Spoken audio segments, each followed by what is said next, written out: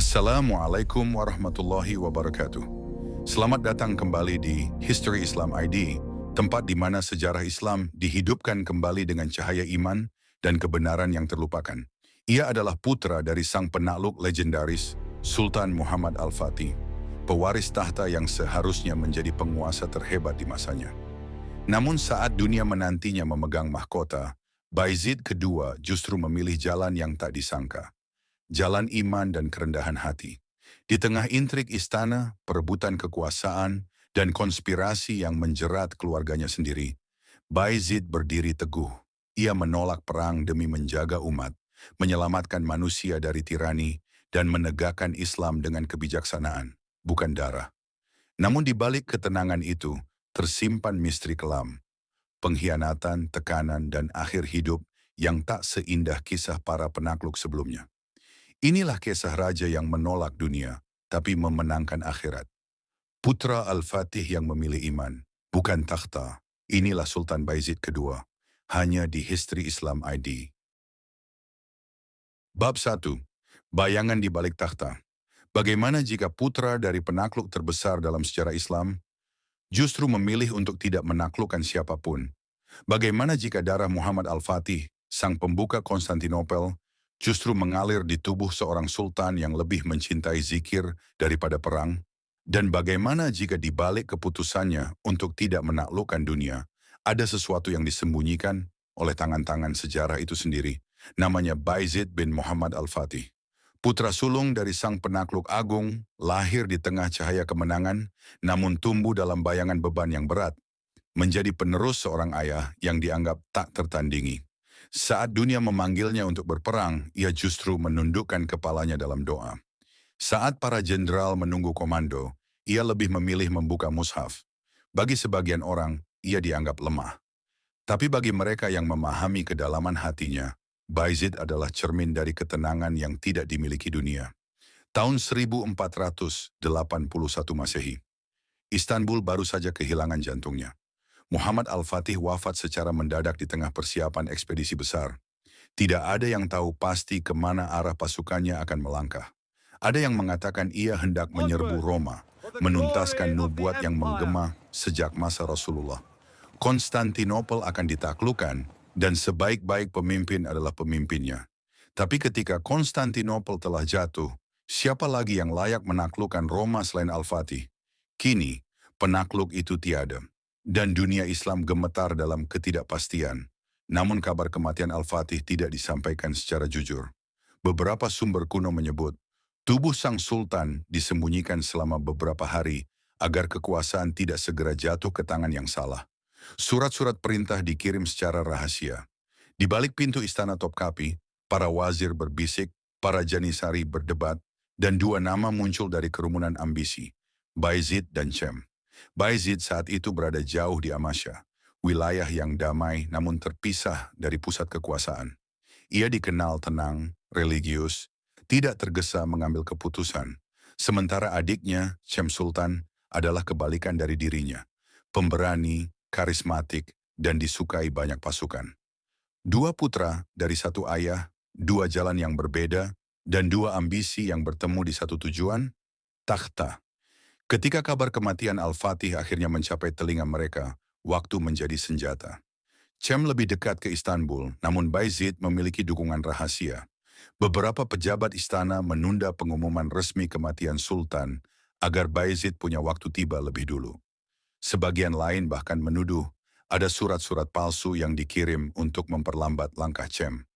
Entah siapa yang memerintahkannya, tapi jelas ada tangan-tangan yang ingin memastikan hanya satu putra yang akan berkuasa. Hari-hari setelah kematian Al-Fatih berubah menjadi kekacauan. Pasukan Janisari menuntut keputusan cepat. Rakyat gelisah. Rumor beredar bahwa Cem sedang menyiapkan pasukan untuk merebut Istanbul. Di tengah kekacauan itu, Janisari akhirnya bertindak sendiri. Mereka menyerbu rumah-rumah para pejabat, memaksa Dewan Utsmani mengumumkan Bayezid sebagai sultan. Api mulai menyala. Saudara melawan saudara. Darah pun siap ditumpahkan demi kursi ayah mereka. Namun Bayezid bukanlah seorang penakluk yang gila kuasa. Ia datang ke Istanbul tidak dengan gemuruh pasukan, tetapi dengan wajah yang muram. Saat ia menjejakkan kaki di istana Topkapi untuk pertama kalinya sebagai sultan, udara terasa berat. Dinding-dinding istana masih menyimpan gema suara ayahnya. Ia berdiri di hadapan singgasana yang pernah diduduki Al-Fatih, dan di dalam hatinya hanya satu kalimat bergema. Apakah aku layak menggantikan orang sebesar itu? Malam itu Bayezid keluar dari istana. Ia berdiri di tepi Bosporus, memandang air laut yang memantulkan cahaya bulan. Angin laut berhembus pelan, membawa bisikan masa lalu. Ia teringat wajah ayahnya yang selalu tegas namun lembut. Ia teringat pesan terakhir Al-Fatih kepada anak-anaknya. Barang siapa memimpin umat ini, pimpinlah dengan iman, bukan dengan pedang. Disinilah segalanya dimulai. Bukan perang, bukan ekspansi, tapi ujian batin. Ujian seorang putra yang harus memilih antara darah dan doa, antara takhta dan ketenangan. Bayezid tahu, setiap keputusan yang ia ambil akan menimbulkan luka.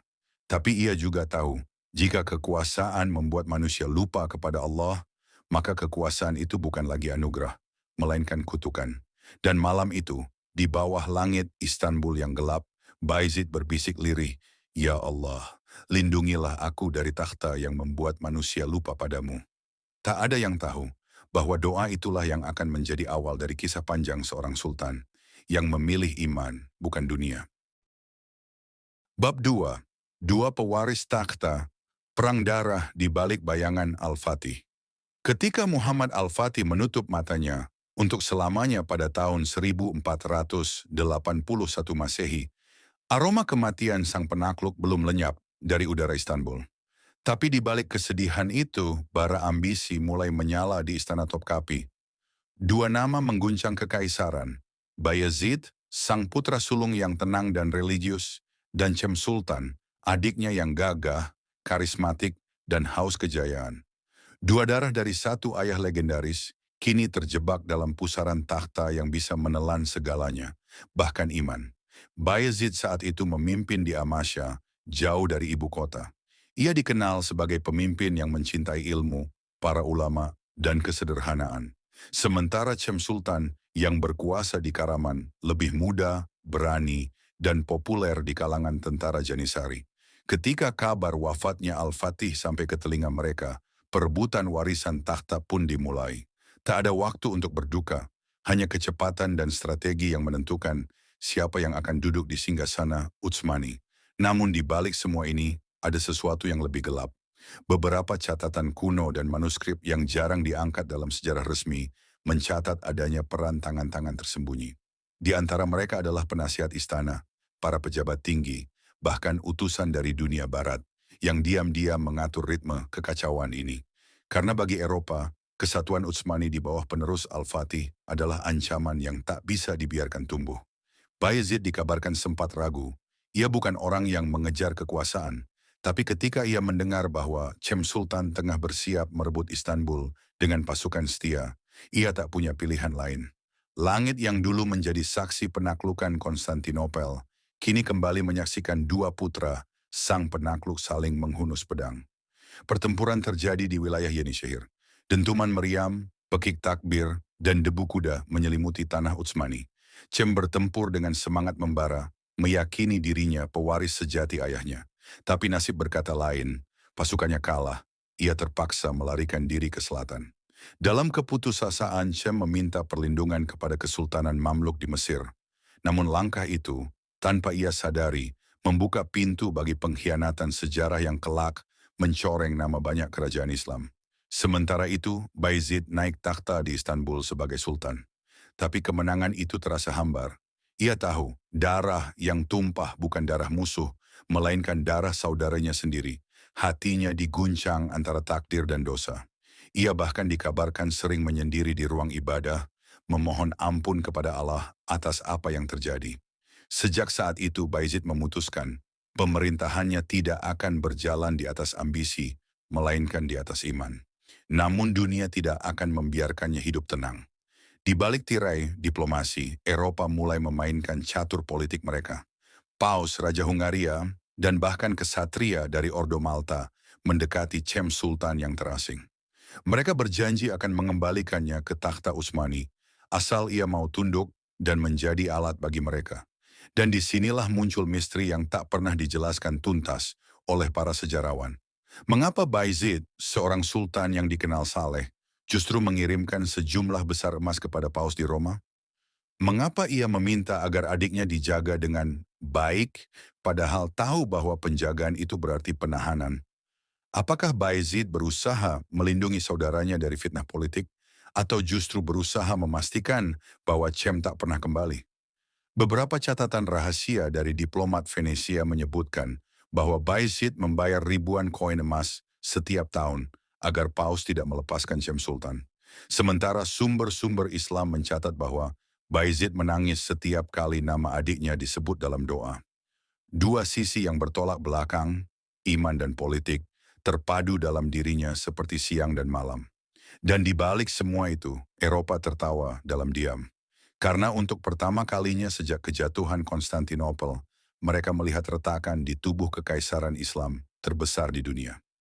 Retakan yang dimulai bukan oleh perang salib, tapi oleh darah dua saudara yang mencintai ayah mereka. Namun berbeda dalam cara meneladani warisannya. Ketika malam menutupi kubah Hagia Sophia, bayangan dua pewaris Al-Fatih masih terlihat di langit Istanbul. Yang satu membawa pedang, yang satu membawa tasbih. Dan sejarah pun bertanya, siapa yang sesungguhnya meneruskan jejak sang penakluk sejati, yang menguasai dunia, atau yang menundukkan egonya di hadapan Tuhan? Bab 3. Bayezid II, Sultan yang menolak dunia. Setelah badai perebutan takhta mereda, Kesultanan Utsmani kembali bernafas. Namun di balik gerbang megah Istana Topkapi, Sultan Bayezid II hidup dalam suasana yang jauh dari kemewahan. Ia bukan penguasa yang membangun pesta dan istana emas. Ia lebih sering ditemukan di ruang kecil beralas karpet, dikelilingi para ulama dan penulis mushaf. Di tangan seorang putra penakluk dunia, justru terpegang tasbih, bukan pedang.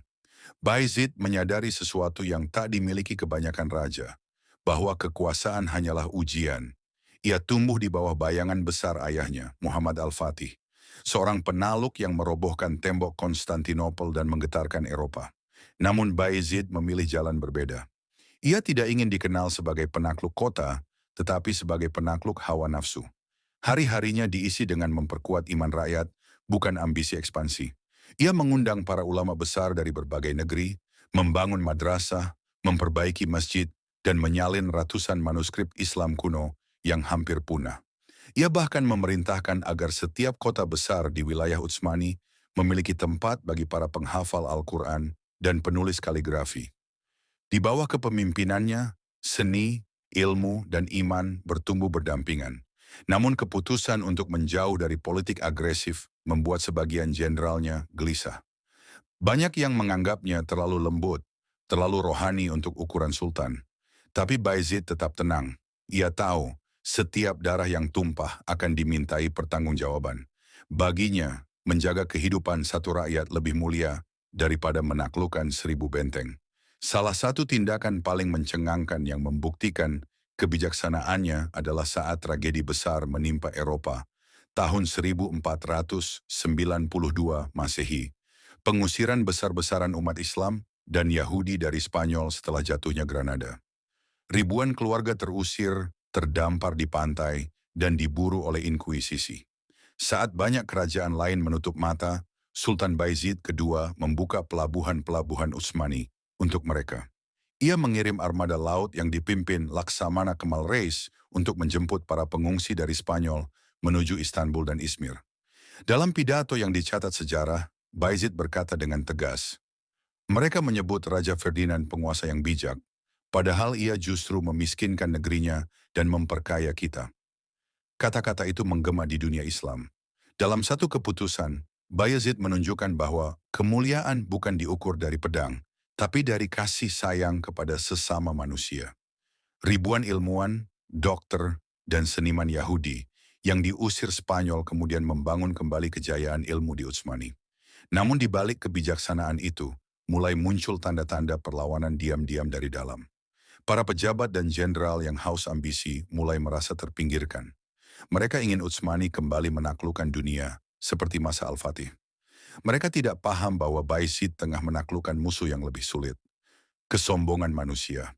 Di ruang pribadinya, Sultan sering berdoa lama setelah fajar, suaranya lirih, namun menggetarkan hati orang-orang di sekitarnya. Ia menulis surat-surat penuh hikmah kepada para ulama, meminta nasihat tentang zuhud dan takwa. Ia bukan hanya memerintah, tapi juga belajar untuk tunduk kepada kehendak Allah. Namun seperti setiap jiwa yang diuji, ketenangan Bayezid tidak akan bertahan selamanya. Angin dari barat membawa kabar yang kelam. Eropa tengah bersatu dalam persekutuan baru. Di dalam negeri sendiri, bisikan pemberontakan mulai tumbuh. Dan di antara darah keturunan Al-Fatih, kembali muncul bayangan seseorang yang kelak akan mengguncang singgasana ayahnya sendiri. Sejarah sedang menyiapkan bab baru yang tak kalah pahit. Karena setiap raja yang memilih iman di atas dunia, pasti akan diuji dengan kehilangan segalanya. Bab 4. Bayangan dari Barat dan pengkhianatan dari Timur. Masa-masa damai yang dibangun Sultan Bayezid kedua mulai retak. Dari barat datang kabar yang mengusik ketenangan Istanbul. Laut Tengah bergolak, armada-armada Kristen bersekutu di bawah panji salib. Dengan satu tujuan, menghancurkan kekuatan Islam terakhir yang masih berdiri, kokoh di dunia. Tapi yang lebih menakutkan bukanlah kapal-kapal perang yang mendekat, melainkan pengkhianatan yang tumbuh dari dalam istana sendiri. Sementara Eropa mempersiapkan kekuatan baru, Sultan Bayezid harus berhadapan dengan konspirasi di dalam negerinya sendiri. Di balik tirai sutra istana, banyak pejabat tinggi mulai bersekutu dengan para pedagang dan diplomat barat. Mereka mengirimkan kabar, peta, bahkan dokumen rahasia kepada musuh dengan imbalan harta dan kekuasaan. Beberapa di antara mereka bahkan menggunakan nama agama untuk menutupi pengkhianatan itu. Bayezid tahu, tapi ia tidak langsung menghukum. Ia mengamati, memaafkan, dan berusaha menasihati. Namun semakin lama, ia sadar bahwa musuh sejati bukan di luar perbatasan, melainkan di sekelilingnya sendiri.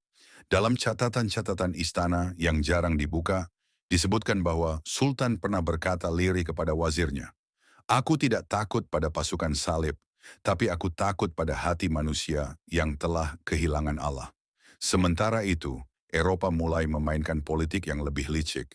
Mereka tahu Bayezid bukan tipe penguasa yang mudah ditundukkan lewat perang, maka mereka mencoba melemahkannya lewat diplomasi, fitnah, dan hutang perdagangan. Beberapa utusan dari Venesia dan Roma datang membawa hadiah, tapi di balik senyum mereka tersimpan racun yang pelan-pelan merusak keseimbangan kekaisaran. Di saat yang sama, dari timur muncul ancaman baru, bangkitnya Safawi di Persia.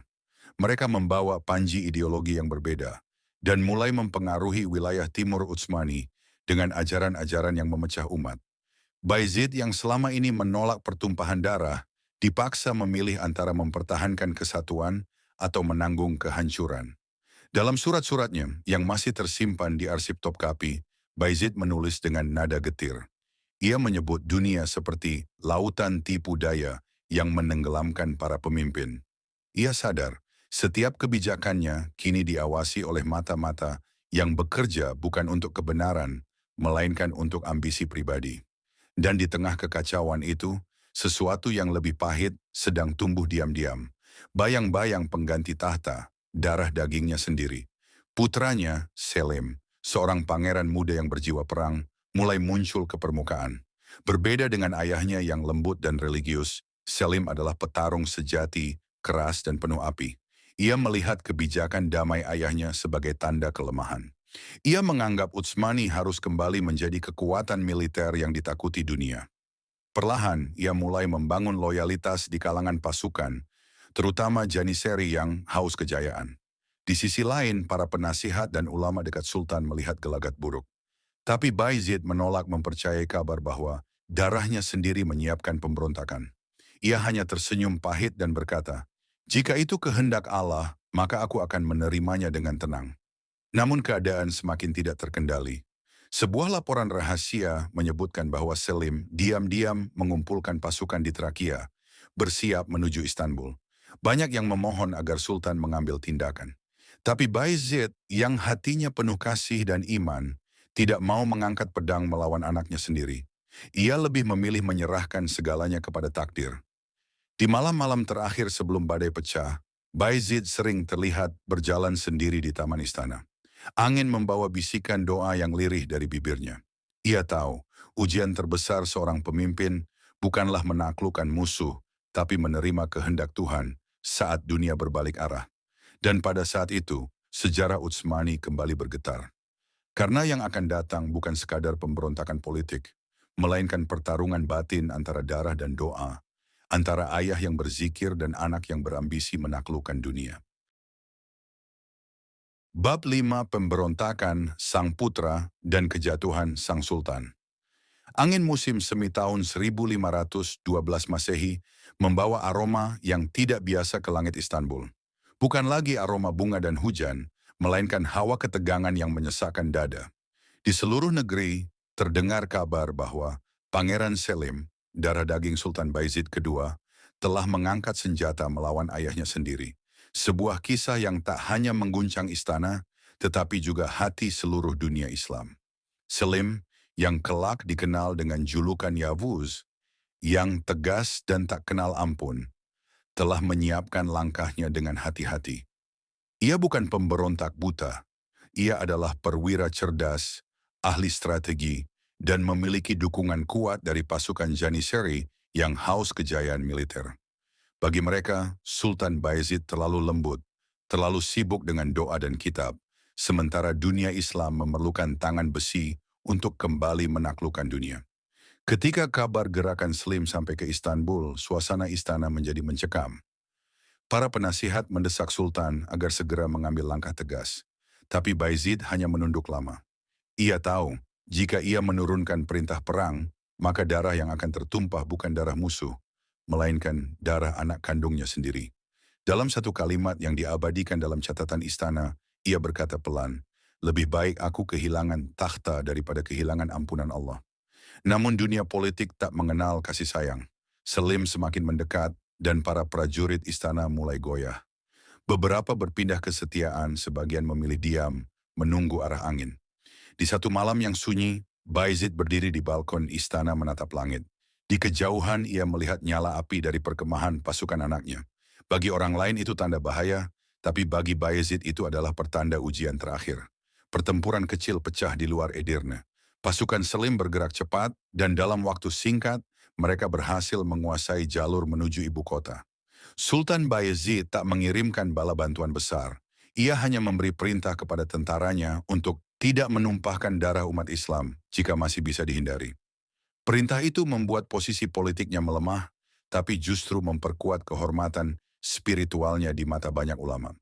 Ketika akhirnya Selim memasuki Istanbul, Bayezid tidak bersembunyi. Ia menerima kedatangan putranya dengan tenang, mengenakan jubah putih dan sorban sederhana. Dalam pertemuan yang hanya disaksikan segelintir orang, ayah dan anak itu berdiri saling berhadapan. Tidak ada teriakan, tidak ada kutukan, hanya keheningan yang berat.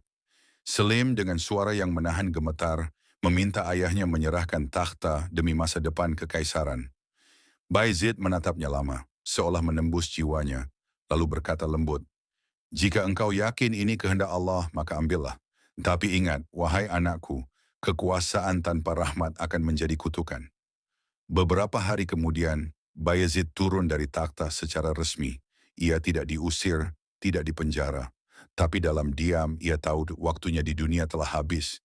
Ia meminta izin untuk pergi menuju Demotika, tempat kelahirannya. Dalam perjalanan itu tubuhnya semakin lemah, dan sebelum mencapai tujuan, ia menghembuskan napas terakhir dalam keadaan tenang di atas pelana kudanya. Banyak yang percaya ia diracun atas perintah politik, meski tidak ada bukti pasti. Sebagian sejarawan menyebut kematiannya sebagai takdir lembut dari Allah. Wafat sebagai sultan yang meninggalkan dunia tanpa menumpahkan darah. Namun dalam bisik-bisik para penulis istana, ada kalimat yang selalu diulang. Bayezid pergi dengan doa, bukan dendam. Malam itu Istanbul sunyi.